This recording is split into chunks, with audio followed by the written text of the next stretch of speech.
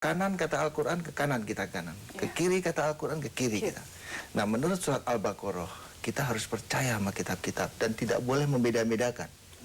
Artinya apa? Kita juga harus mau baca.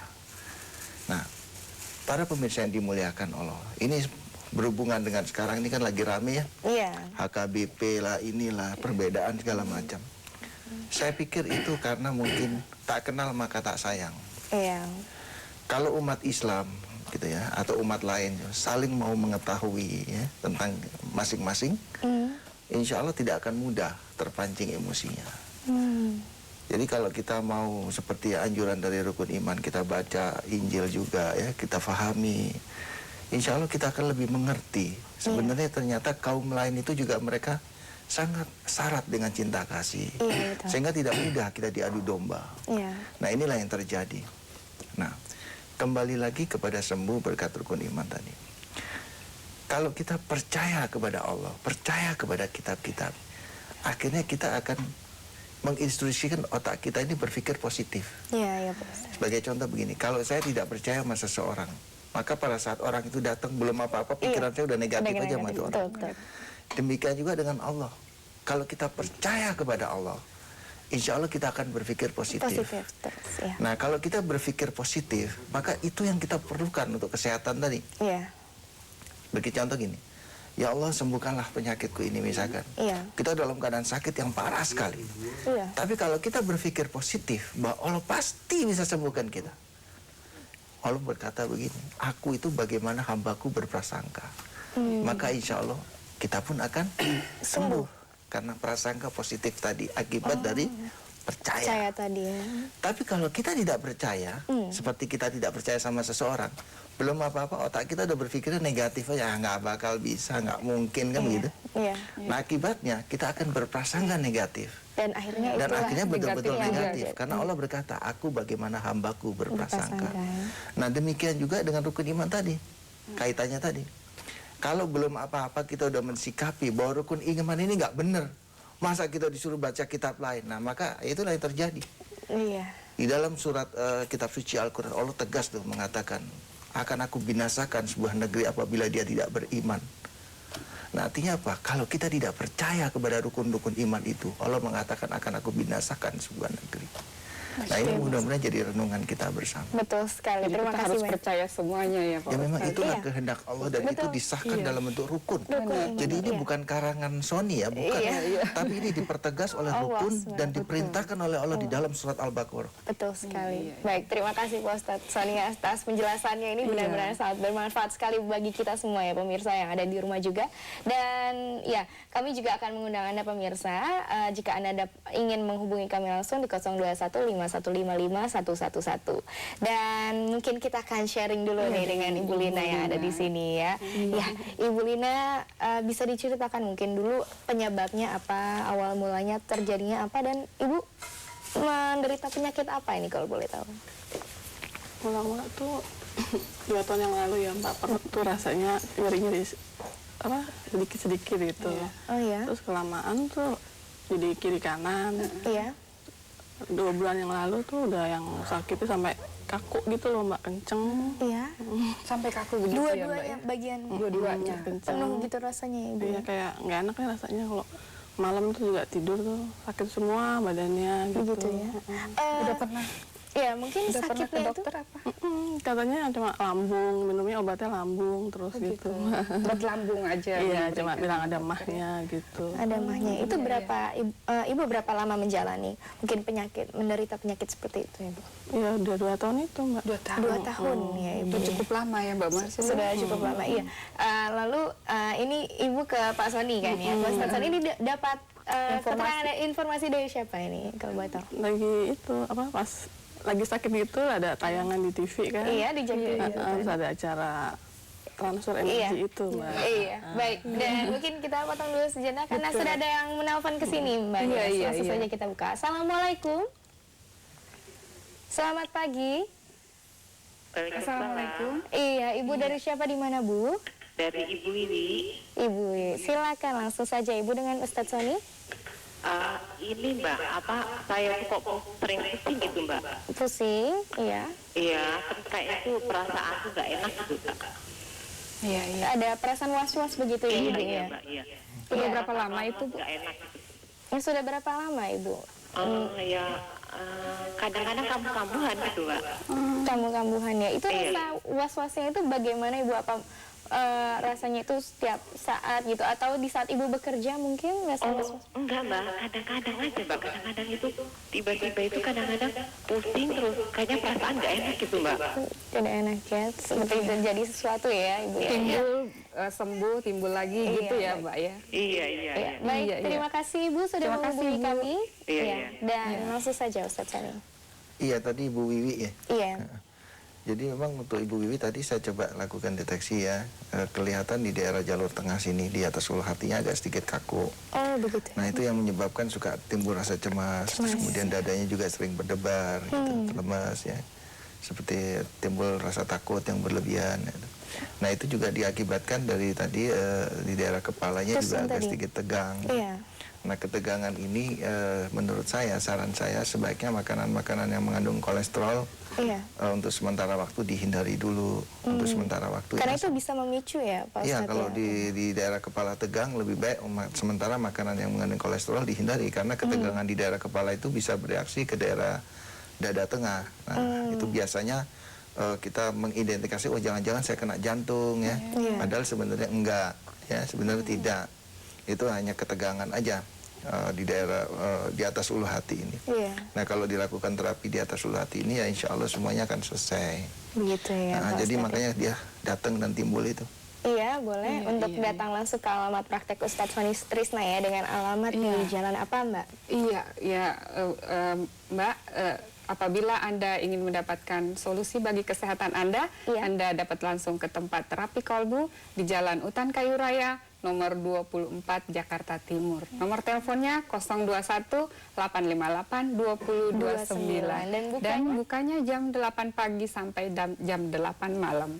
Iya, setiap hari kecuali hari Kamis. Hari Kamis ya, Dan baik. Bapak Ustadz Soni Sutrisna akan langsung Menangani Anda. penyakit Anda, Iya. insya Allah. Baik, terima kasih Mbak Niros atas penjelasannya. Dan pemirsa jangan kemana-mana karena kita akan kembali lagi setelah pesan-pesan berikut ini. Tetap di Medika Natura Terapi Kalbu.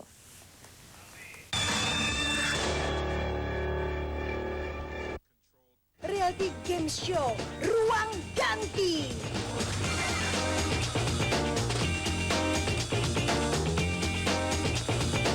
Yang penting anti keren. Oh gitu.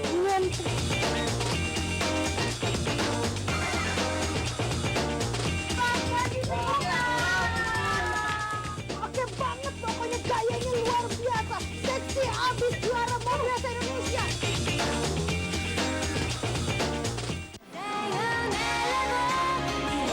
Drama Asia hadir spesial untuk Anda.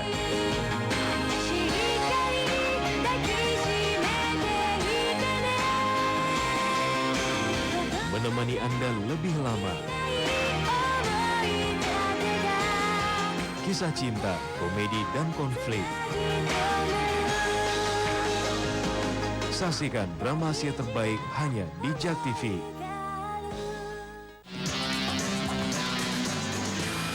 Halo pemirsa JAK TV. Jak TV Ya, kita ketemu lagi di tombol 5. dan saya Rima. Saya Rama, Kali ini kita sudah berada di daerah Kebon Jeruk, Jakarta Barat.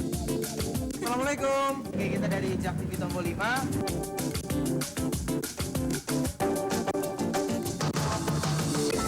Karena di tombol nomor 5 kita akan kasih hadiah. Juga sudah memasang JAK TV di tombol 5. Ibu dan kita dapat kasih hadiah. Oke, dan untuk pemirsa yang lain yang pengen mendapatkan satu buah televisi atau hadiah menarik lainnya, caranya gampang. Langsung aja pindahkan saluran Jak TV Anda ke tombol 5. Betul, dan siap-siap tim hunting kami akan datang dan menggerebek rumah Anda untuk memberikan banyak hadiah menarik. Ya, tetap terus tonton Jak TV. JAK TV tombol 5.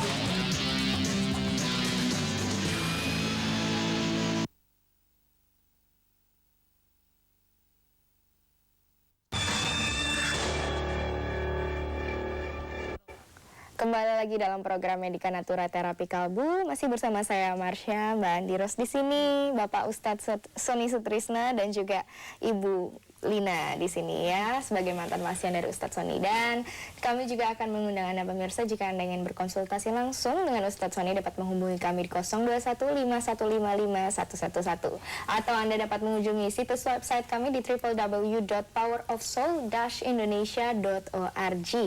Atau nih jika Anda menyukai gemar membaca buku ya, Iya, di sini sudah ada produk dari Bapak Ustadz Sony Sutrisna, yaitu buku Power of Soul, seorang penyembuh, dan yang satunya lagi adalah buku Salat untuk Memperbesar Periuk Rezeki. Dan ini sangat bermanfaat bagi kita ya Mbak Marsha, utamanya untuk menyembuhkan diri kita sendiri, mempertebal iman, ya, mempertebal iman dan penyakit hati, kotoran-kotoran hati kita betul sekali, untuk menghilangkan kotoran hati kita. Betul sekali, dan juga mungkin kekusyukan dalam sholat ya, karena di situ juga ada diterangkan tentang kekusyukan. Betul sekali, doa duduk di antara dua sujud yang sangat penting bagi kita. Iya, dan baiklah, mungkin kita akan berlanjut lagi sharing dengan Ibu Lina di sini ya Ibu ya.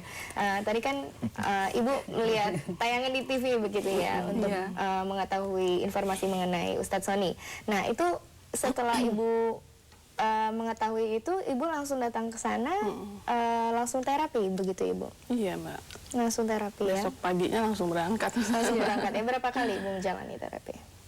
Waktu itu sih udah yang keempat ya, udah mulai berkurang nyerinya. Terus pusingnya tuh kan udah lama juga Mbak. Oh jadi ada pusing juga ya Ibu ya, selain di perut tadi ya? Dan apa yang Ibu rasakan saat terapi itu? Nggak rasa apa-apa Mbak, sampai rumah ya terus bisa tidur gitu kan. Tenang ya Bu ya. Kalau masalah tidur udah 5 tahun sih tidurnya. Susah ya? Tidur 5 tahun. Insomnia kayak setiap jam bangun gitu. Tidak istilahnya masih ada perasaan was-was juga di saat Ibu mungkin kepikiran gitu, sesuatu ya Ibu ya. Ya, jadi Ibu setelah terapi keempat ya baru perubahan tidur. Iya, totalnya berapa kali Ibu menjalani? Sampai sekarang ini mungkin Ibu masih menjalani? Iya. Masih menjalani terapi atau udah sembuh total? Kalau yang masalah perutnya itu udah enak lah Mbak, udah sembuh maksudnya, pusingnya juga udah nggak pernah lagi. Sudah kepikir. Jadi ada berapa jangka waktunya itu, berapa hari atau ada berapa bulan pengobatannya? Pengobatannya 5 kali sih udah enak. 5 kali dalam setiap hari atau? Iya, setiap hari. Setiap hari ya. Alhamdulillah ya Ibu ya. Iya. Yang sakit-sakit setiap malam itu udah enggak lagi. Tidak lagi gitu ya. Iya. Terus dan mungkin sedikit bertanya kepada Pak Ustadz dulu Mbak Andiros ya. Iya, Bapak ini kan ada penyakit di bagian perut gitu ya, dan juga pusing-pusing di kepala. Nah ini sebenarnya apa yang terlihat oleh Pak Ustadz sendiri pada saat mendeteksi penyakit yang diderita oleh Bu Lina? Iya, sekali lagi yang bisa menyembuhkan hanya Allah. Kita harus percaya itu, hanya Allah yang bisa menyembuhkan. Pada waktu dilakukan deteksi memang ada sedikit ketegangan ya, ada sedikit penyempitan di kepala bagian kiri. Bagian kiri? Ya, mungkin akibat beliau ini kan pernah mengalami suatu beban pikir yang cukup berat mungkin dulunya ya, sehingga kepala bagian kiri agak sedikit tegang. Nah, ketegangan itu yang membuat kacau metabolisme ketahanan tubuhnya semua. Ada penyumbatan? Ya, ada sedikit penyempitan ya. Alhamdulillah Allah mengijabah gitu. Ya, sekarang beliau bisa berkumpul bersama kita semua. Jadi mungkin perlu saya garis bawahi sekali lagi tentang percaya tadi ya. Kalau kita percaya kepada Allah, maka kita akan berpikir secara positif. Jadi pada waktu Ibu Lina datang kepada terapi kolbu, walaupun beliau sudah katakan sudah 5 tahun susah tidur, sakit ya, saya percaya kepada Allah. Saya katakan, Allah, Ibu Lina datang kemari tidak mungkin kalau bukan atas seizin. Iya, betul. Pasti atas seizin-Mu. Dan Ibu Lina datang kemari, pasti Engkau akan sembuhkan dia di sini. Itu percaya. Nah, karena saya berprasangka seperti itu ya, Allah sekarang menghadirkan Ibu Lina untuk memberikan kesaksian. Nah, ini merupakan salah satu yang mungkin jadi bahan renungan kita bersama ya. Seperti ajakan saya tadi untuk terus mempercayai rukun iman. Ya. Mempercayai rukun iman dan terus mempercayai Al-Quran. Nah memang kadang-kadang timbul pertanyaan dalam diri kita. Nanti jangan-jangan kalau saya